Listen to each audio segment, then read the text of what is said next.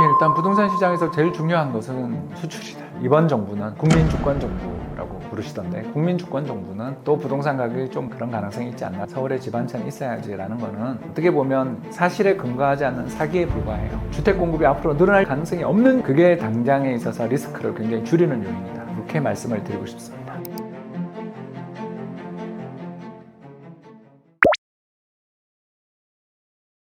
일단 부동산 시장에서 제일 중요한 것은 수출이다. 수출 잘 될 때 부동산 시장이 힘들었던 적이 없습니다. 가장 대표적인 게 노무현 정부 때였는데요. 노무현 정부 때 우리나라 부동산 가격이 거의 한 100% 올랐거든요. 한 100% 올랐던 이유가 뭐냐면, 그때 중국이 WTO 가입한 2001년 이후에 중국 수출이 매년 30%씩 늘었어요. 그러다 보니까 한국이 중국으로 중간재나 소재, 자본재를 엄청나게 파는 거예요. 그래서 우리나라 수출도 한 20%씩 늘었어요. 그러니까 이게 뭐 전국이 다 들썩들썩거렸고요. 특히 그때 지방 도시들이 더 많이 올랐던 이유가, 그때 제철, 화학, 자동차, 조선 같은 좀 중화공업이라 그러죠. 그 중공업 산업들이 중국 혜택을 너무너무 많이 받죠. 그래서 그때 엄청 올랐습니다. 그러다 이제 이명박 정부, 박근혜 정부 때는 집값이 이제 못 올랐는데요. 왜 못 올랐냐면, 노무현 대통령이 아주 중요한 정책을 펼쳤어요. 하나를 펼치고 가셨죠. 바로 어떤 정책을 펼쳤냐면요, 혁신도시, 행복도시를 만들었죠. 그래서 전국에 다 혁신도시 만든 거 아시죠? 제 고향 대구만 하더라도 반야월의 혁신도시, 그리고 제가 태어났던 곳은 경북 고령인데, 고령 근처에서는 또 김천구미 혁신도시를 만들었어요. 그런 식으로 전국에 혁신도시들을 다 뿌렸는데, 그 혁신도시에 공공기관을 이전시켰어요. 그러니까 서울에 살던 공공기관 거주자들 중에 상당수, 특히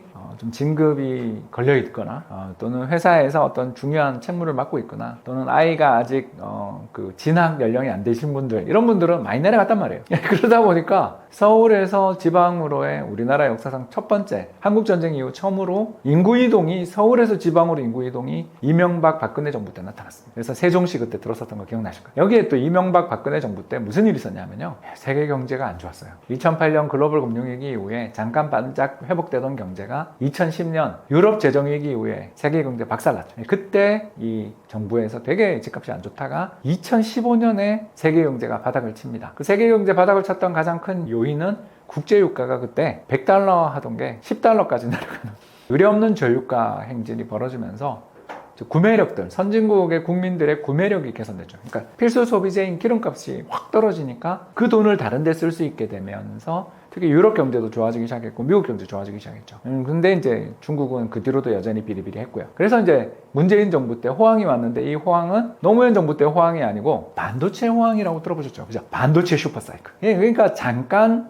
특정 섹터에서 반도체 호황이 온 거예요. 그래서 문재인 정부 때 또 한 100% 올랐죠. 근데 그 100% 오를 때 특징이 뭐죠? 지방은 별로 못 오르는데, 지방은 되게 공급이 신속하게 증가를 하는 반면 서울의 부동산 공급이 좀 부족한 가운데 서울에 어마어마한, 그래서 강남 불패가 나타났다가 윤석열 정부 때 또 이제 수출 경기 나빠지고, 특히 2022년 우크라이나 전쟁이 결정타였던 거 기억나실 거예요. 그때 뭐 세계 경제 나빠지고, 특히 유가가 다시 130불. 유가 130불 가는데 경제가 좋을 수 없잖아요.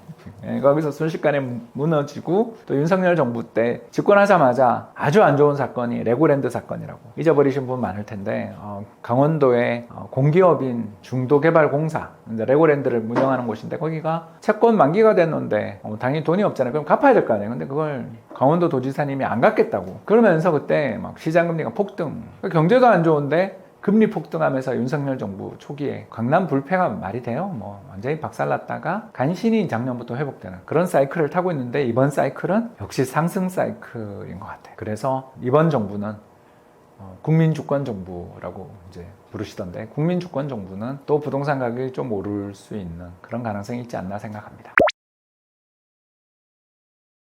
서울에 집이라는 거에 대해서 제가 어떤 이제 방송을 갔는데, 박사님 그래도 서울에 집 한 채는 있어야 되는 거 아닌가? 이렇게 질문을 주신 거예요. 그래서 그 질문을 주시는 분, 그 PD님의 얼굴이 되게 좀 약간 절절해 보였어요. 저는 그래가지고, 그 모 공중파 PD님이셨는데, 그래서 그때 이제 공중파에서 찍었던 다큐멘터리에서는 이야기는 안 하고, 그 냉면을 한국사 하면서 제가 PD님 꼭 서울에 지금 집 안 사도 돼요. 서울에 집 한 채는 있어야지라는 거는 일종의 내러티브에 불과하고, 어떻게 보면 사실에 근거하지 않는 사기에 불과해요 라고 말씀을 드렸더니 울더라고요. 진짜 그런 일이 있었는데, 벌써 5년 가까이 되네. 그게 이제 2020년 말이었던 거. 굉장히 집값이 폭등하고 있던 시기였고, 그러고 1년을 더 올랐죠, 집값이. 그러나 그때 저는 집을 두 채가 있었는데요. 이제 분양받은 집을 팔았어요. 그러니까 미분양 났던 걸 사면 옛날에 그 양도세를 면제해주던 시기에 샀던 집이에요. 이해되시죠? 그러니까 별로 안 좋은 집이에요.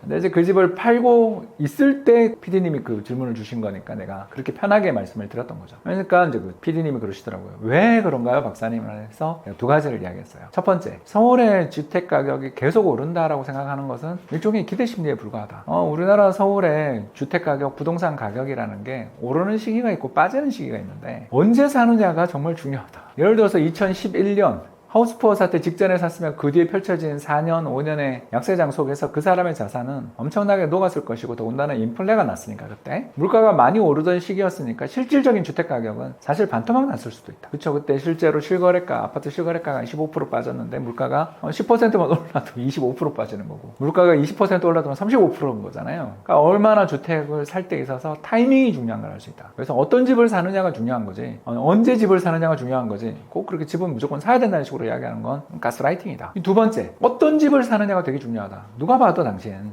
강남역 인근에서 10km, 20km 벗어난 데를 사면 굉장히 공부를 많이 해야 될 것 같지 않나요? 제가 그때 그분한테 그 이야기를 했어요. 제가 왜 그 이야기를 했냐면 후암동에서 그때 다큐멘터리를 찍었어요.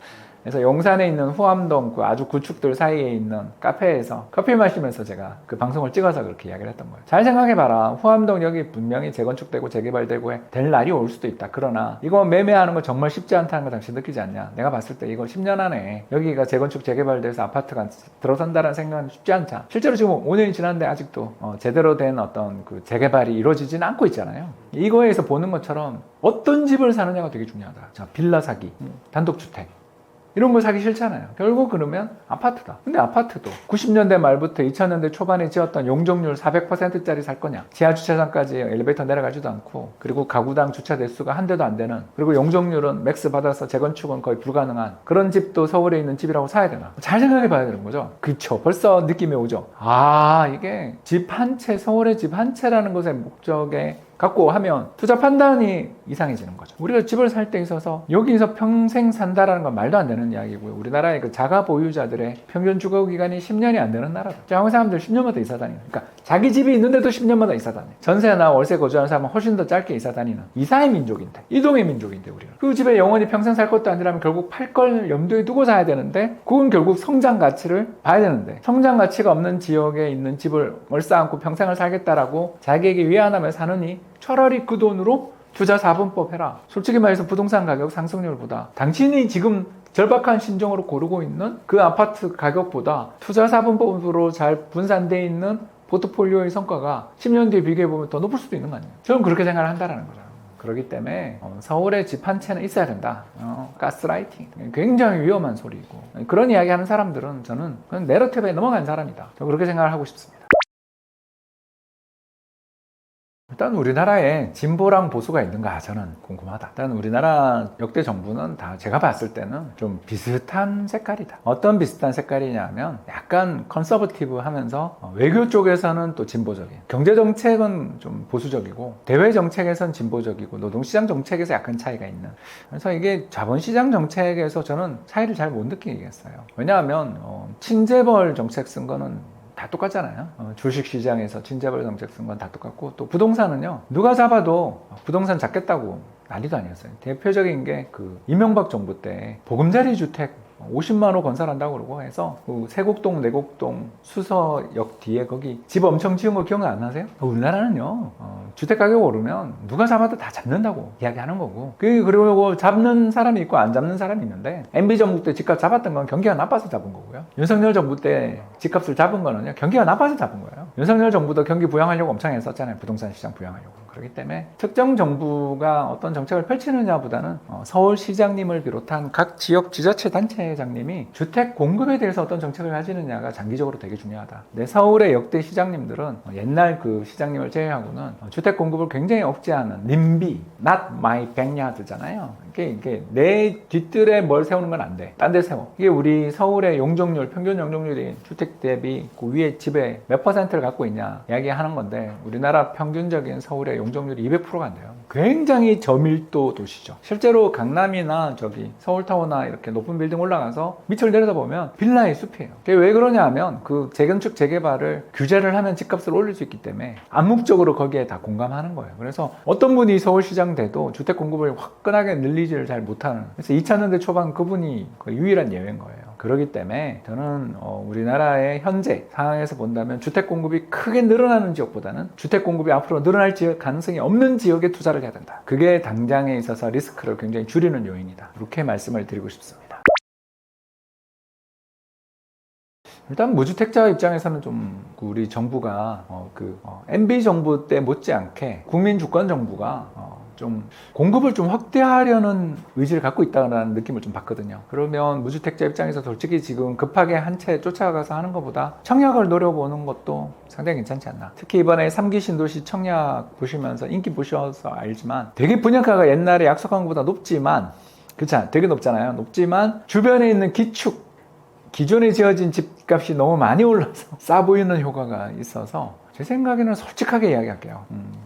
수도권 근처에 살고 있는 무주택자라면 3기 신도시 청약이 기회가 좀 될 수 있다. 거기 물량도 아마 많이 늘리려고 들 것 같다. 정부가 거기 재정도 지원하고 해서 빨리 공급을 많이 해주려고 들지 않을까. 그걸 한번 기대해 볼 만하다. 이런 생각을 좀 가지고 있고요. 1주택자는 다 답을 알고 있어요. 1주택자는 여러분 잘 아시는 것처럼 똘똘한 채입니다. 그냥 지금 내가 살고 있는 집도 좋아. 인데 미래의 전망이 밝지 않아 라고 생각되면 지금 호황장이 왔어요. 그래서 전부 옆으로 막 밀려나가면서 거래 안 되던 집도 거래가 되거든요. 이럴 때 잘 생각하셔서 미래 전망이 밝은 지역으로 똘똘한 한 채를 향해서 업그레이드 해야 되는 시기라고 보여집니다. 마지막 다주택자는 별로 변화가 없는 게 정부가 세제 혜택 좀 주면서 팔라 그러면 그때 팔면 됩니다. 아마 이게 물량이 지금 없어서 시장에서 너무 물량이 잠겨서 다주택자들한테 한시적으로 언제까지 집 팔면 양도세 좀 면제해 줄게 라는 정책이 사실 나올 수도 있거든요. 그때 팔면 됩니다. 다주택자 입장에서는 홀딩, 지금은 다주택자 입장에서는 정책의 변화를 조금은 기대해 볼 만한 그런 여건이 아닌, 그들이 기다리던 장이 왔죠. 이제 도저히 시장에 매물이 없고 어쩌다 나오는 한 채를 사기 위해 수십 명이 덤벼드는 시장이 올 때는 결국 다주택자들한테 인센티브를 줘서 매물을 늘리는 정책을 갈 가능성이 있지 않나 생각합니다. 2019년 초에 이제 잘 다니던 모 증권사 리서치 팀장 자리를 그만두고 나왔거든요. 근데 나올 때 제가 자랑을 좀 하고 싶은 게, 위에 분이 왜 이거 그만두냐고 엄청 잡으셨는데 그만뒀어요. 왜 그랬냐면 이유가 두 가지였는 게, 하나는 내가 이제 더 이상 할 게 없다라는 생각을 좀 했거든요. 그 트럼프 정부에서는 경제 분석가가 의미가 있나 이런 생각이 들 정도로 그때 너무 힘들었어요. 2018년을 마치고 19년 초에 그만둔 이유가. 두 번째가 또 뭐였냐면 돈을 좀 벌었어요. 그래가지고 꼭 월급 안 받고 매일 새벽같이 5시에 일어나서 출근 안 하는 그런 삶을 살고 싶어서 했거든요. 근데 이제 그 다음에 집에서 놀고 있는데 너무 심심해가지고 이제 책을 쓰기 시작했죠. 책을 쓰다 보니까 또 책도 잘 되고 해가지고 유튜브도 시작하고 이러면서 이제 뭐랄까요, 이렇게 바쁘게 살고 있던 중에 내 돈 관리하는 게 귀찮아가지고 이제 회사까지 차리고, 그래서 다시 이제 바쁘게 살게 됐어요. 그걸 보면서 스스로 느낍니다. 나는 부지런하게 살아야 되는 팔짱가 봐. 그렇게 부지런하게 사는 팔짱가봐 하면 사람들이 와서 홍 박사한테 와서 엄청나게 책 좀 써달라고 그러거든요. 근데 이제 이 책을 쓰게 됐던 이유가 작년 연말 뭐 컨퍼런스를 갔는데, 트럼프가 이제 당선된 다음에 컨퍼런스를 갔는데 막 사람들이 묻더라고요. 2025년 시장 어떻게 보냐. 그래서 미국군 저는 별로 재미없는 것 같고 금을 사야 된다. 그랬더니 이제 몇 달 지나서 그때 그 신문사 컨퍼런스에 담당 기자님이 왜 홍 박사님이 이걸로 책 안 쓰세요? 그래서 쓰기 시작했어요. 그때 왜 그런 걸 느꼈나? 그때 왜 싸했나? 그때 분명 천슬라 그러고 막 나스닥 사상 최고치를 향해서 가고 금융시장이 미친 것처럼 미국장이 오를 때인데 미국은 조심해야 되고 금을 사야 된다. 어디서 그런 촉이 나왔나? 그런 걸 물으시더라고요. 그래서 그때 쎄했다. 뭐가 쎄한데요? 이게 한두 마디로 말하기 어려운 그런 좀 불편함이 왔다. 그럼 그걸로 책을 쓰면 어떠냐? 이래서 쓴 책. 그래서 좀 뭐랄까요? 약간 30년차 이코노미스트 홍 박사가 쎄하다고 느낄 때 왜 쟤는 저걸 쎄하다고 느끼고 방송 나와서 저런 소리를 하나? 그게 좀 궁금하신 분들이라면 완전 떠먹여드리는, 오늘 떠먹여주는 TV를 나왔는데 떠먹여드리는 책이다. 그래서 관심 가지고 보시면 좋지 않나. 그리고 이 책을 읽어도 운영하는데 자신이 없다. 그럼 프리즘에 맡겨라. 이런 말씀을 드리며 오늘 방송을 마치겠습니다. 여러분 경청해 주셔서 대단히 감사합니다.